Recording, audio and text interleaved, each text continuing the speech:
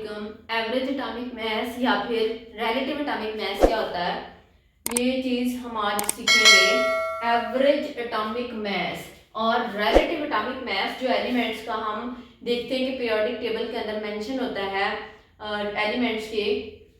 जैसे हमारे पास हमने दो चीज़ें पहले डिस्कस की हैं। नंबर 1 हमने डिस्कस की है आइसोटोप्स के बारे में कि डिफरेंट आइसोटोप्स होते हैं और उन आइसोटोप्स में हर आइसोटोप का डिफरेंट जो रिलेटिव एटॉमिक मास होता है वो पाया जाता है। डिफरेंट आइसोटोप्स होंगे और इन आइसोटोप्स का एटॉमिक मास भी डिफरेंट होगा।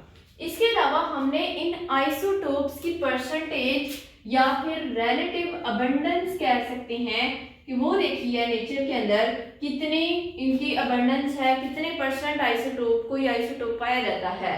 रिलेटिव अबंडेंस ऑफ आइसोटोप्स, इन दोनों चीजों की मदद से, एक तो आइसोटोप्स का रिलेटिव एटॉमिक मास और number 2 relative abundance of isotope, इन दोनों चीजों की मदद से एक इनका एटॉमिक मास आइसोटोप्स का, दूसरा रिलेटिव अबंडेंस, इनकी जब हम एवरेज लेंगे तो हमारे पास आएगा एवरेज एटॉमिक मास और relative atomic mass of element.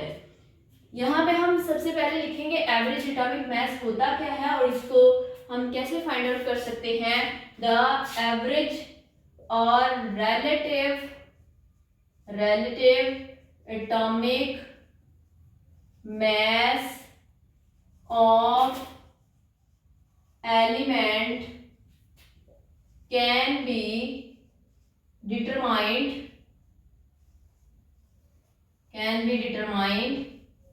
by taking the average of, average लेने से, by taking the average of number 1 relative atomic mass of isotopes, by taking the average of relative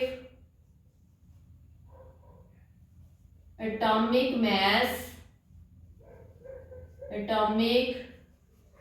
mass of isotopes, और हम कह सकते हैं isotopic mass, relative atomic mass of isotope and their relative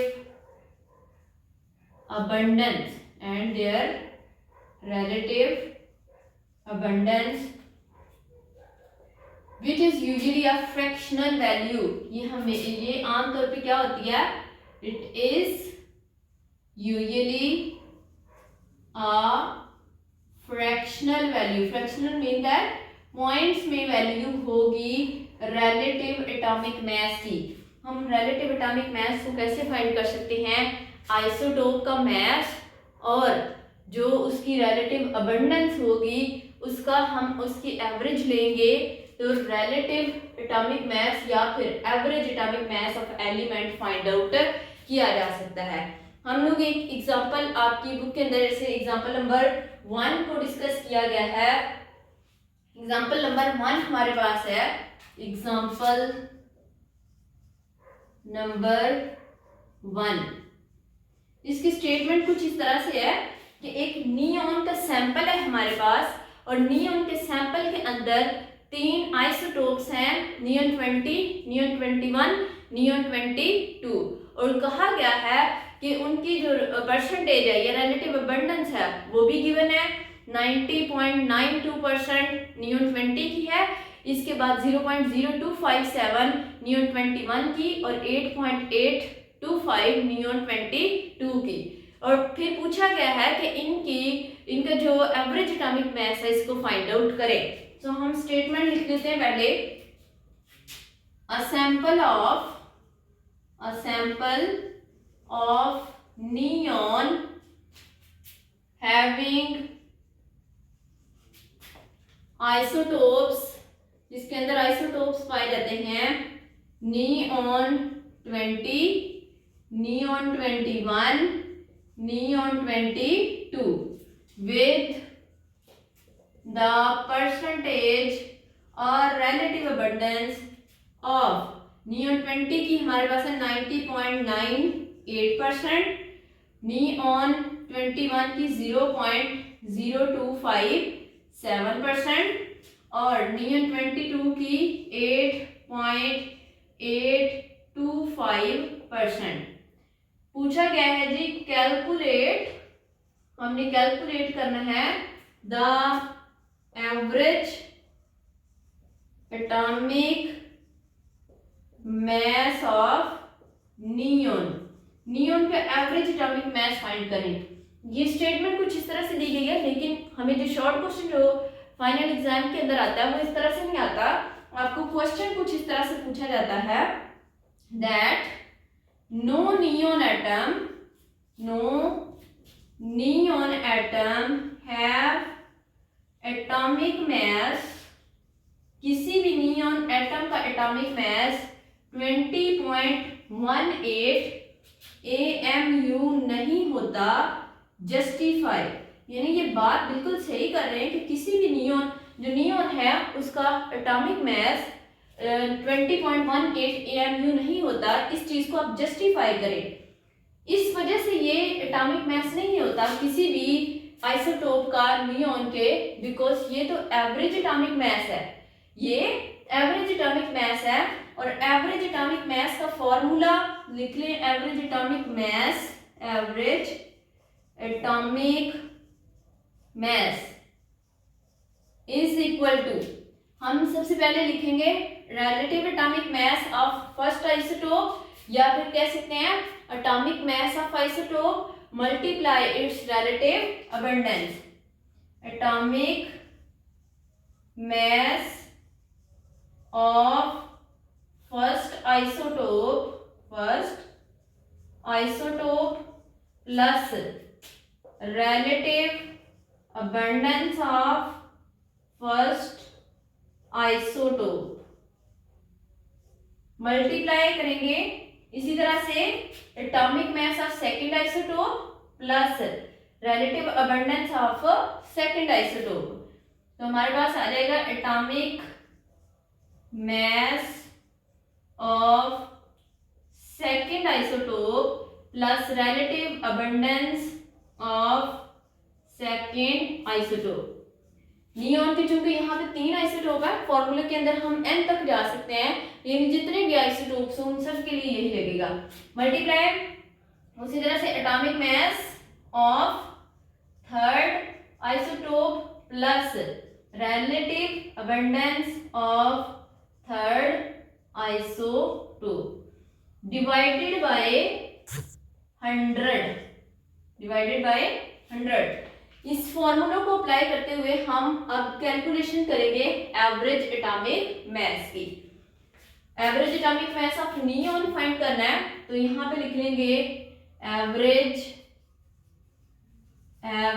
atomic mass is equal to, देखिए बच्चों फॉर्मूले के अंदर atomic mass of first isotope, तो पहले आइसोटोप का एटॉमिक मैस ये है 20, सॉरी यहाँ पे मल्टीप्लाई आना है, यहाँ पे आएगा मल्टीप्लाई प्लस यहाँ पे atomic mass of first isotope multiply relative abundance of first isotope plus atomic mass of second isotope multiply relative abundance of second isotope plus atomic mass of third isotope plus multiply relative abundance of third isotope. इसी तरह से अगर किसी element के 4 isotope हैं तो उसके लिए हम आगे फोर्थ वन के लिए इसी तरह से लिख सकते हैं।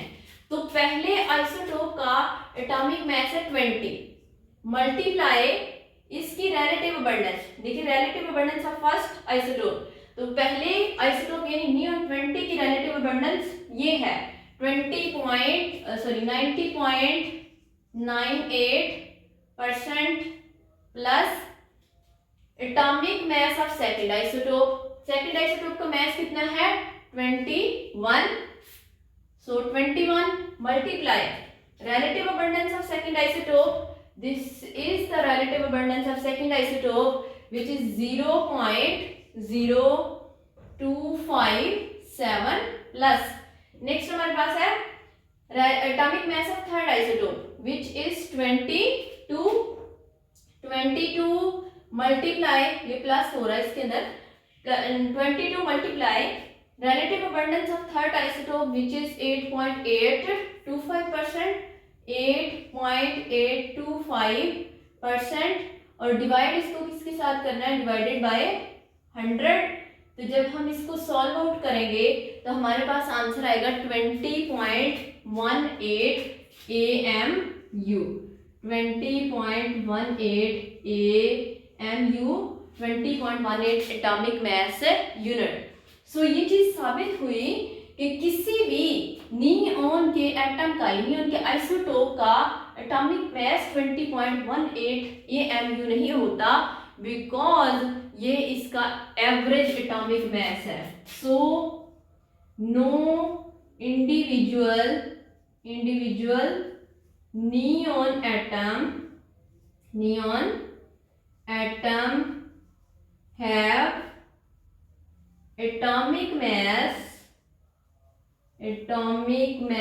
20.18 AMU, because it is average atomic mass। और ये शॉर्ट क्वेश्चन बहुत ज्यादा इंपॉर्टेंट है, ये वाला short question, that no neon atom, individual neon atom have atomic mass 20.18 AMU, justify। ये हमारे पास आज का टॉपिक था जी, एवरेज एटॉमिक मास और रिलेटिव एटॉमिक मास। अल्लाह हाफिज।